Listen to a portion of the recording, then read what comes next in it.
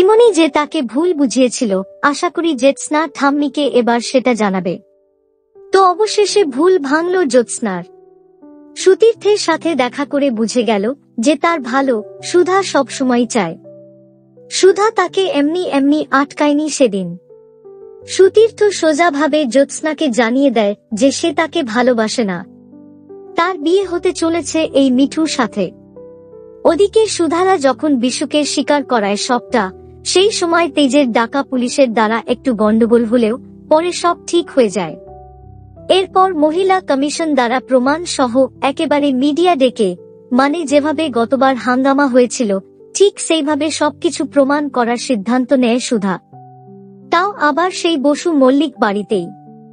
সেই মতো সুধা আর তেজ বাইকে করে আসছিল, তখনই জ্যোৎস্নাও রাস্তায় নিজেকে মারতে যাচ্ছিল, যেটা দেখে সুধা তাকে রক্ষা করে।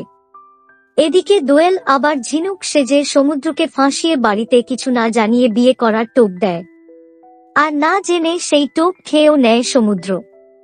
ওদিকে আগামী পর্বের প্রিক্যাপটাও দুর্দান্ত, মানে জ্যোৎস্না উজ্জ্বলের কাছে আরেকটা সুযোগ চায় এবং উজ্জ্বল বিনা কোনো শর্তে তাতে রাজি হয়ে যায়। এদিকে সুধাও আসল দোষীর মুখোশ খুলবে বলে মহিলা কমিশন, মিডিয়া, শিলা, বিশু সবাইকে নিয়ে হাজির হয়। সো আগামীকাল সবটা প্রমাণ তো হবেই, কিন্তু আমি চাইব জ্যোৎস্না যেন ইমনের তাকে ভুল বোঝানোর কথাটা তার ঠাম্মিকে সবার সামনে বলে।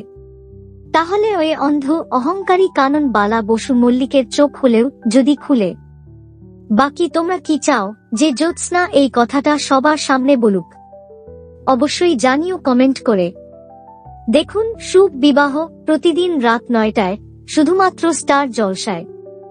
এইরকম সমস্ত আপডেট সবার আগে পেতে অবশ্যই আমাদের চ্যানেলটি সাবস্ক্রাইব করে নিও।